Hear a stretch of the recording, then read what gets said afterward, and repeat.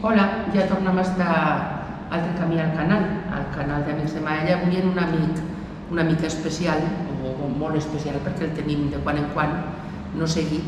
Així està Joaquim, que han vengut, aprofitant que tenim aquestes escultures d'ell, que quasi no les podies presentar.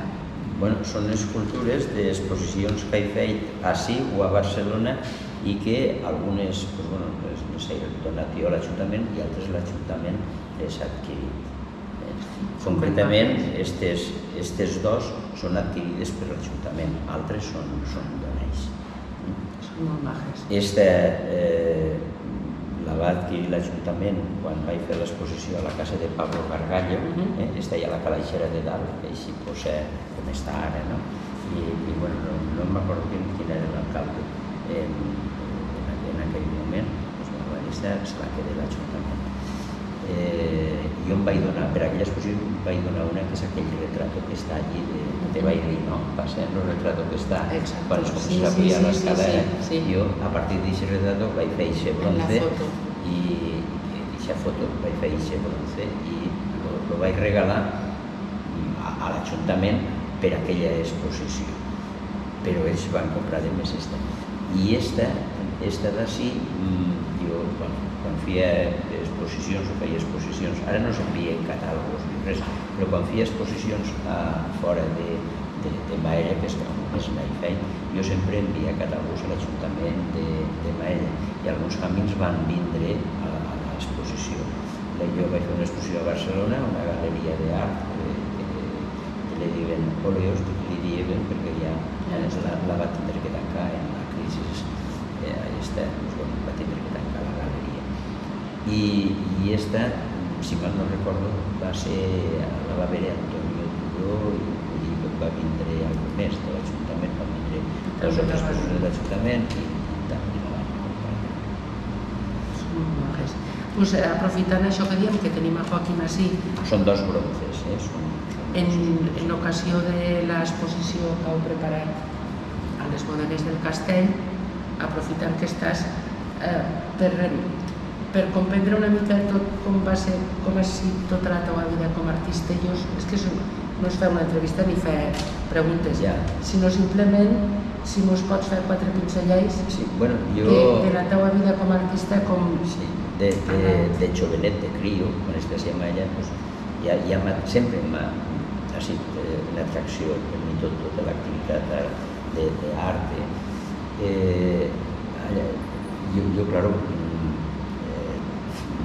soy de una família de llauradors, més ben humilde i claro, no me podía permetre el lujo d'estudiar Belles Arts i després el que és jo vam decidir que estudiaria Magisterio perquè era una carrera curta i quan s'acaba hi podies treballar i guanyar-te la vida. I vaig estudiar Magisterio a Saragossa. Vaig començar a treballar com a maestre a 3 viles d'Aragó, Castejón de las Armas, Villota i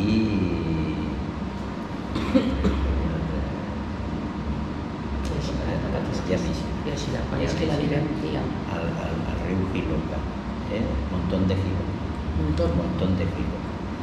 Estan a Montón de Jiloca, que eren escoles, la de Villota no, la de Villota era més o menys com la de Maella, hi havia de xiquets i de xiquetes, però les altres eren ja escoles que eren unitàries, perquè hi havia només un mestre a tots els xiquets i una maestra a totes les xiquetes. I, me van suprimir l'escola, hi havia tant pocs xiquets a Montón de Jiloca ja que van decidir crear una mixta, o sigui, ajuntant xiquets i xiquetes a la mateixa classe i llavors normalment dissenyen a la professora, a la maestra, i el maestre havia d'així. I estem en relació amb José Antonio López, que havia passat el mateix a Calasell, l'havien suprimit l'escola a Calasell, llavors vam decidir anar cap a, jo estava fent la mili en aquell moment, vam decidir anar cap a Barcelona i vam anar cap a Barcelona, vam concursar en un concurs de trasllats, no ens vam ficar, no ens vam entendre bé, no hi havia telèfons ni mòbils, telèfons sí, però mòbils no ens vam entendre bé i volíem anar els dos a la mateixa vila que podíem, però jo vaig anar a Sant Feliu de Llobregat i ell va anar a Sant Cugat del Vallès. I bueno, ens vam separar a partir d'estí. I ell va continuar amb filosofia i amb pedagogia i jo vaig decidir trencar i apostar per l'art. I me vaig matricular a una escola que hi havia, que tenia un horari nocturn de 6 a 9, que li diuen l'escola Massana, que encara està i que en aquells moments, i ara també, era una escola que tenia molt prestigi a Barcelona. I vaig fer tot l'ensenyament reglat, vaig estudiar en 5 cursos. Sí, eren 5 cursos i a partir d'estí jo ja sempre he treballat en unes èpoques més, en unes èpoques menys, perquè la vida ja que té el que té i no sempre és fàcil, però no he deixat mai de fer escultura. I sempre a Sant Feliu sempre he tingut algun taller, que vaig acabar, he tingut algun taller que m'ha permitit anar treballant i anar fent coses. I continuo. Ara treballo més al taller de Jorge Gea a Barcelona, perquè utilitzem sempre modern, que a Sant Feliu. No obstant, continuo mantenint el taller de Sant Feliu, que m'he servit no només de taller, sinó d'almacén d'escultures, perquè n'hi ha unes quantes allí. Necessita molt. Sí, necessita molt. Has escoltat les coses que has fet? No, mai. Mai. Suposo que hauré fet més de 100. No sé mai. Déu-n'hi-do. Bueno, jo sempre he tingut un temps limitat, el que passa que així com una formigueta que ha anat treballant, això mentre a l'escola. Per mi, vamos a ver, lo primer, me van educar d'esta manera, lo primer sempre va ser l'obligació, i l'obligació era l'escola, i la família, i després la devoció de l'escola. En una època de mi vida, quan vaig començar a treballar com a mestre, jo sempre me considero un mestre bastant vocacional, diuen a Sant Feliu, diuen que he sigut molt bon mestre. Això és un posar-ho bé. No, simplificarem. No. Vamos a ver, fa molts anys, encara no m'havia jubilat com a mestre i Sant Feliu això va ser una cosa que encara no entenc com va passar. Me van donar la medalla d'or de la ciutat. Posa-la. No sé si me la van donar com a mestre o com a escultor o potser per les dues coses juntes, no? Però sí, va ser un... No sé si tenien aquest apreci. Sí, va ser una cosa d'estes que no... perquè no les donen a qualsevol, ne donen molt poquetes, molt de tant en tant ne solten alguna.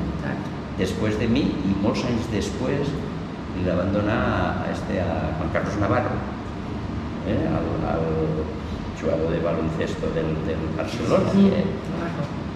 Li van posar també el nom d'ell a un polideportiu que van fer i li van donar la medalla.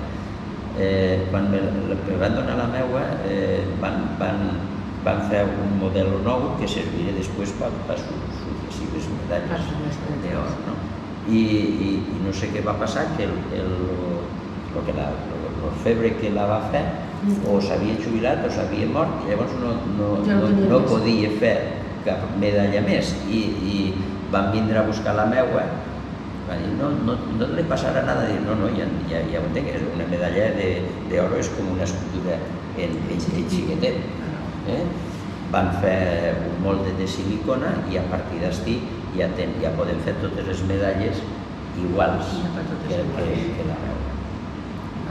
Bueno, això, que jo abans d'entrar en l'escultura jo pensava que sí, bastant vocacional i que difícilment podia fer una altra cosa diferent o millor que feia de mestre. Però va eixir l'escultura i l'escultura me va anar guanyant, vas començar com un hobby, però arriba un moment que ha traspassat lo de hobby, les coses que feim. Quants anys més o menys? Molts. Mira, jo me vaig matricular a la Massana que tenia,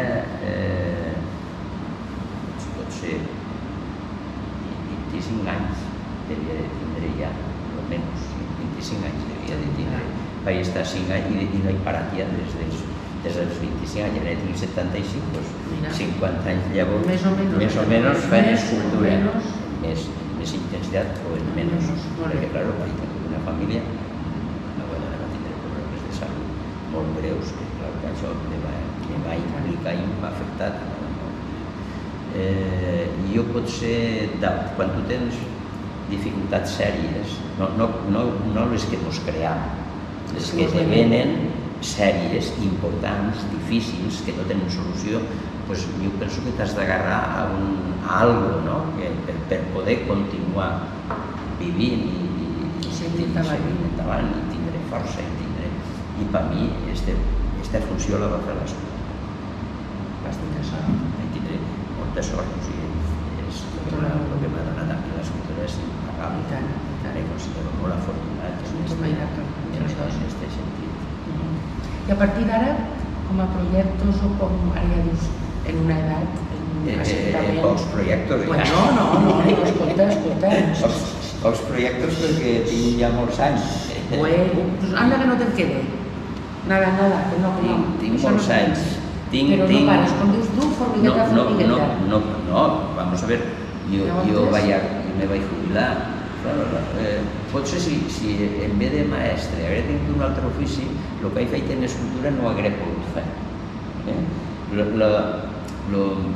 Ser de mestre és un horari il·limitat, estàs 6 hores a l'escola, llavors això me va permetre poder seguir en l'escultura, en l'altra escola, i després quan potser només anar 2 o 3 hores al taller cada dia, no tenia més, però això era molt important per mi i claro, l'escola és difícil, no és fàcil, l'escola és molt complicat, els crios cada cop estan més complicats, ara quan parlo amb companys que encara treballen, ni te imaginas cómo es ahora, ni te imaginas, pero ya era dura, y de tensió, i de...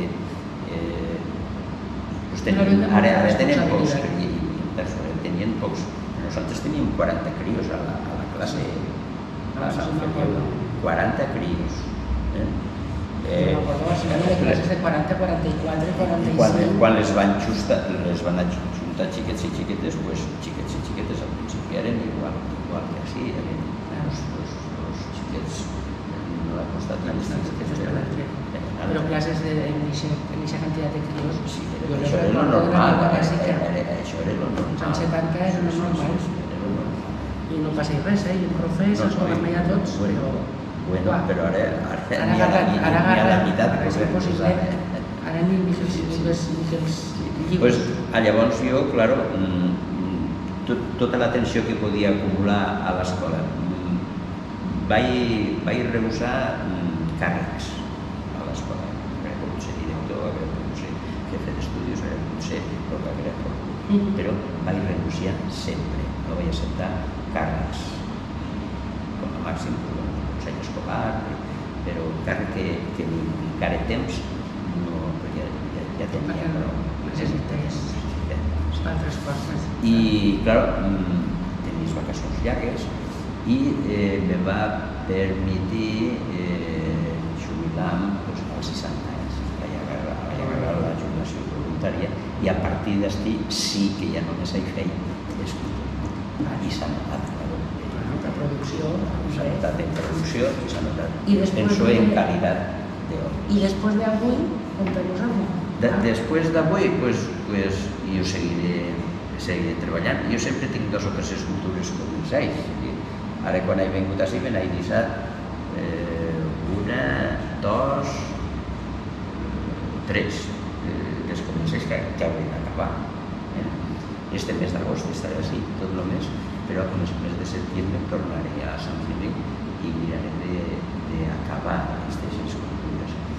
a l'octubre tornaré a començar perquè continuaré participant en diferents exposicions com he fet fins ara. Bueno, así que nos podem preparar per una altra exposició l'any que ve. Sí, bueno, per què no? Veus que bé, ja està, ja la tenim. I el que passa és que l'any que ve no serà meu, ja la tinc pensat, però no serà meu, serà d'una altra persona. L'any que ve potser sorprendrà també el tipus d'obra que posarem i... Ja està bé. De fet... No te perdonam. No, jo sí, jo allí estaré i, bueno, sempre en el que puc, allí estic. I ara tinc un projecte que me llave de cap, que quasi no sé com així, perquè és un poc complicat, d'una vileta de Saragossa que està a l'altra punta de Saragossa, ja tocant a Sòria. Per internet van veure la rotonda dels goteros i se van ficar en contacte amb l'Ajuntament. L'Ajuntament els va donar el meu telèfon, se van ficar en contacte amb mi, això ja fa un any ja.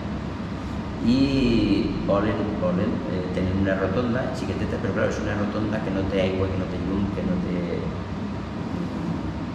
té les condicions de la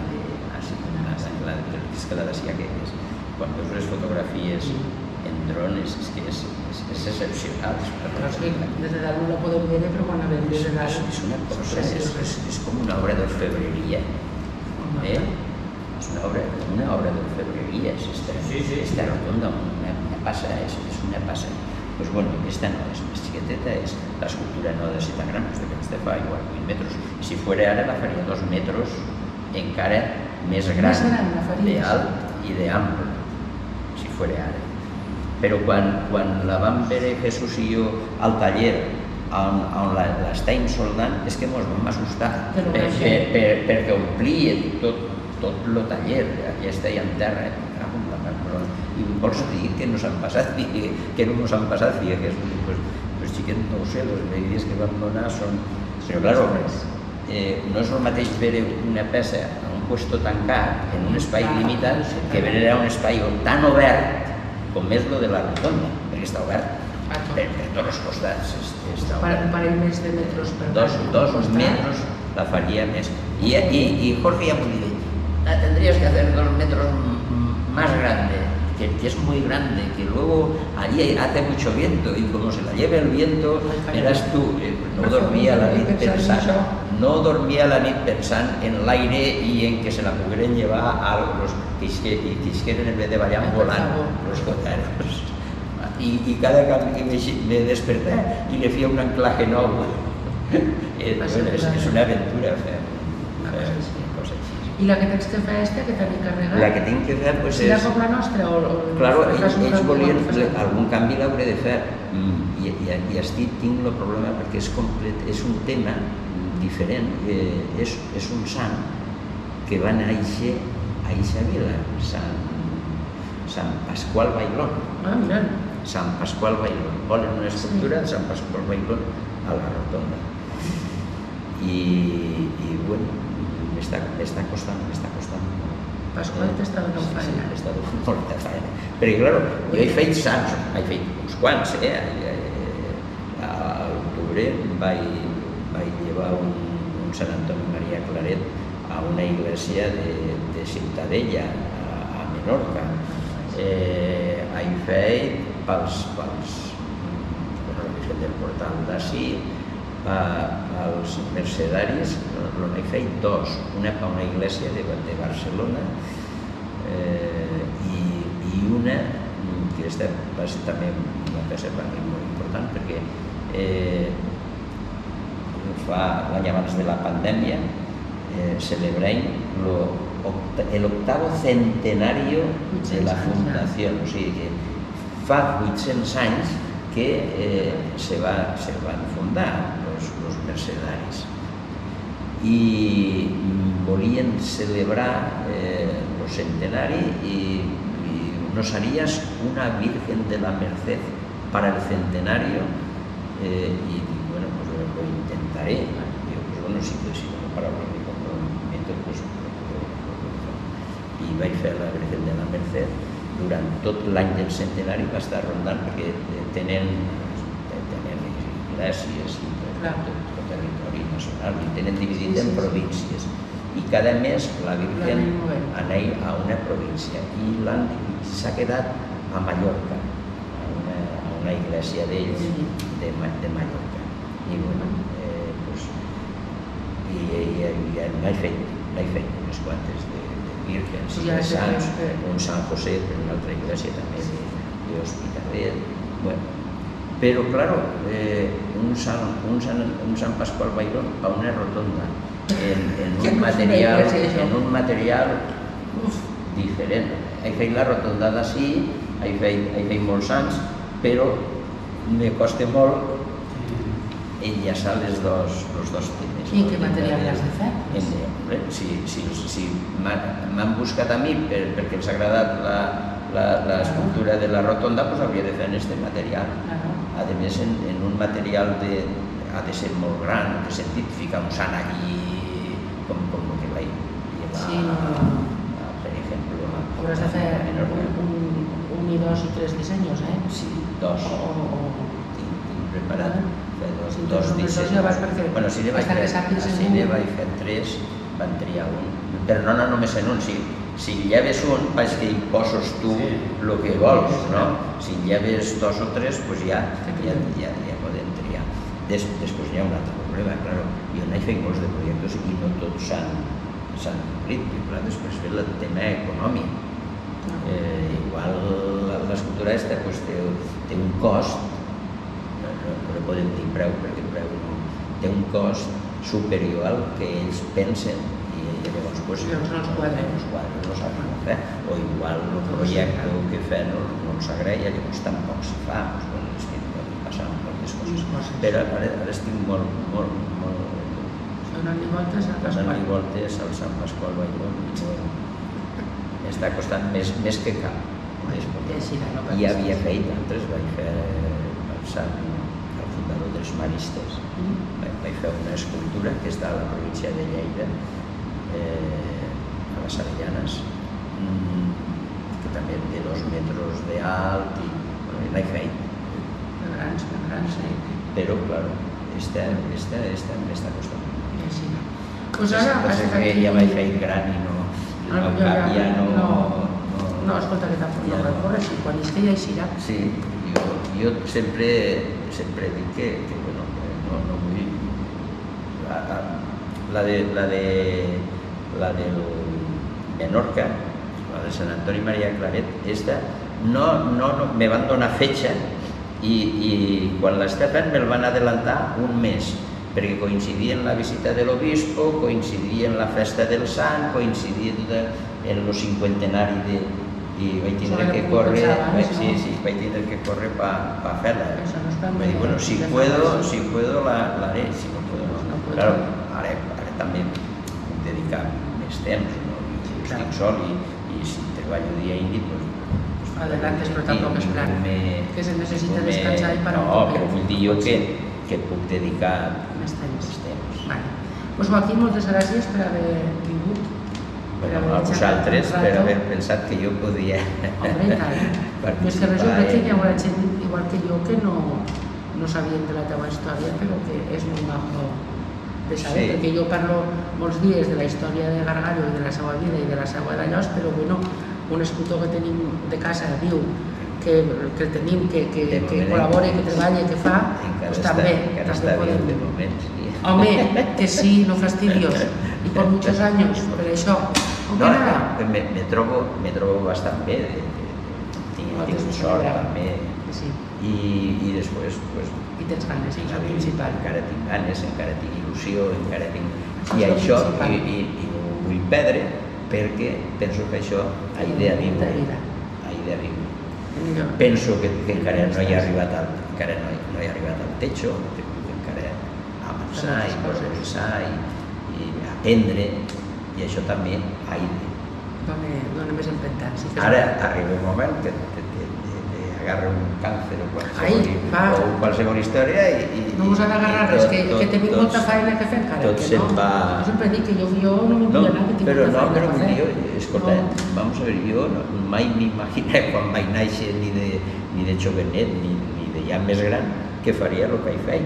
La realitat és això, mai m'ho podia imaginar, no. És una sort la vida que estem. Però bueno, he tingut coses, he tingut de tot, no cregues que ha sigut tot flors i violes, he tingut de tot. Pues nada, hasta aquí hem arribat, a la siguiente ja, quan nos vulguis dir alguna altra cosa de les coses que fas, ¿vale? Quan sigui ja tornarem. Vinga, pues. No tinc problema. Adiós.